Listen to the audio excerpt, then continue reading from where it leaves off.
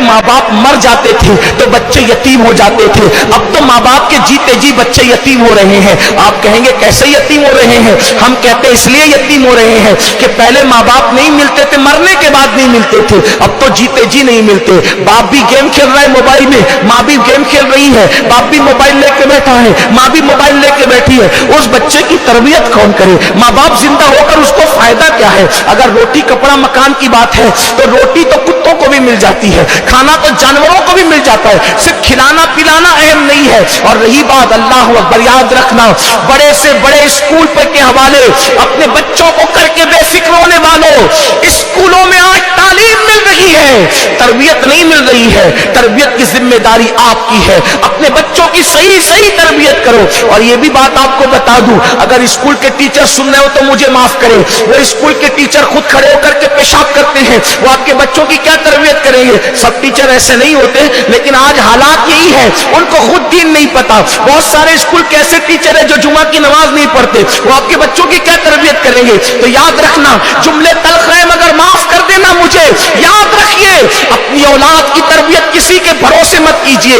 अल्लाह के रसूल अलैहि सलाम फरमाते हैं, कुल्लुकुम राइन व कुल्लुकुम मसऊल अन रयतिही, कि तुम में का हर शख्स जिम्मेदार है और हर जिम्मेदार से उसकी जिम्मेदारी के बारे में पूछा जाएगा। तुम्हारी औलाद के बारे में तुमसे पूछा जाएगा, उस टीचर से नहीं पूछा जाएगा। तुम्हारी औलाद के बारे में तुमसे पूछा जाएगा, मदरसे के मौलवी साहब से नहीं पूछा जाएगा कि तुमने क्यों तरबियत नहीं की।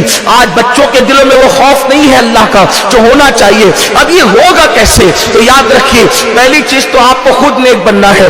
नंबर 2, इस्लामी नॉलेज आपके पास इतना होना चाहिए कि जब बच्चों को खाने के लिए आप बिठाएं तो किस तरह बच्चे खाना खाएं, सीधे हाथ से खाएं, हाथ धो के खाएं, बिस्मिल्लाह पढ़ के खाएं, अपने आगे से खाएं। ये सारी तरबियत माँ ने करनी है। हालांकि तमाम माँ जिम्मेदार नहीं है, बाप की भी जिम्मेदारी है, लेकिन बात यह है कि आजकल बाप टाइम नहीं दे रहे हैं और बाप लोग यहाँ मौजूद भी नहीं है। इसलिए मैं आपसे मुखातिब हूँ, मेरी बहनों, अपने बच्चों की तरबियत खुद करो। उसके बाद खाते वक्त उनको बिठा करके खाने के आदाब। अब आप कहेंगे मैं ये कहां से सीखूं?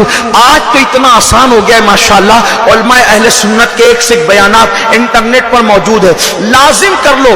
1 घंटे का बयान रोजाना मैंने सुनना है। जिस भी खतीब को आप पसंद करती हो उलमाए अहले सुन्नत में से 1 घंटे का उसका बयान आप सुनो और फिर अपने बच्चों को वो वाकयात सुनाओ। सोते वक्त तोता मैना चिड़िया कौवे की कहानी सुनाने की बजाय रसूलुल्लाह के मौजज़ात सुनाओ, रसूलुल्लाह के गज़वात सुनाओ, रसूलुल्लाह के असहाब की कुर्बानियां सुनाओ, रसूलुल्लाह के अहले बैत की कुर्बानियां सुनाओ, करबला की दास्तान सुनाओ, गौसे पाक के वाकयात सुनाओ, गरीब नवाज के वाकयात सुनाओ, सैयद सालार मसूद गाजी के वाकयात सुनाओ, महबूब इलाही के वाकयात सुनाओ, ये बुजुर्गों के वाकयात सुनाओ। देखो बच्चे जो है वो स्कूल में पढ़ेंगे भूल जाएंगे, मदरसे में पढ़ेंगे भूल जाएंगे, लेकिन माँ से जो वो पढ़ते हैं, माँ की गोद बच्चे का पहला मकतब है, पहली दरसगाह है, पहला मदरसा है। अपने बच्चों को सिखाइए, इंशाअल्लाह आपके बच्चों के दिलो दिमाग के अंदर वो बात बैठेगी। देखिए बच्चे कैसे सीखते, एक बात आपको बताऊं, दलाइलुल खैरात शरीफ बहुत मशहूर किताब है। अक्सर औलिया अल्लाह इसको अपने वजीफे में विर्द में रखते हैं, कोई पूरी पढ़ता है, कोई कम से कम एक हिज़्ब पढ़ता है और बहुत पुरअसर ये किताब है, बड़ी तासीर। आप किसी भी आशिक़ रसूल की जिंदगी में देखेंगे तो आपको दलाइलुल खैरात शरीफ थोड़ी या ज्यादा नजर आएगी। बहुत मुबारक किताब है और ये मकबूल है बारगाह रिसालत में। अल्लामा सैयद सुलेमान जज़ोली रहमतुल्लाह अलैह, इनके विसाल के बाद बरसों गुजरने के बाद इनकी कब्र खुली तो हालत ये थी, उनका कफन भी मैला नहीं हुआ था और विसाल से पहले उन्होंने जो खत बनाया था वो खत भी जैसा कि वैसे ही था। किसी ने उंगली लगाई तो उंगली लगाने पे जैसे जिंदों का खून हट जाता है फिर वापस लौट आता है, उसी तरीके से हुआ। ये वो बुजुर्ग हैं, वो दलाइलुल खैरात के मुकद्दमे में फरमाते हैं कि एक छोटी सी बच्ची की वजह से मैंने ये किताब लिखी और उस बच्ची की उम्र बमुश्किल तमाम 5-6 साल रही होगी। एक छोटी सी बच्ची जो है वो मुहर्रिक बनी, यानी सबब बनी कि मैं दलाइलुल खैरात लिखूं। और उनसे पूछा गया एक 5-6 साल की बच्ची कैसे जरिया बन गई, कैसे सबब बन गई? तो कहा कि हम सफर में थे, हाल देखो बच्चों को सुनाने का اچھے واقعات سنانے کا صلہ، اچھے واقعات بتانے کا جو ہے وہ انعام، اور اچھے واقعات بتانے کے اثرات کیا ہیں۔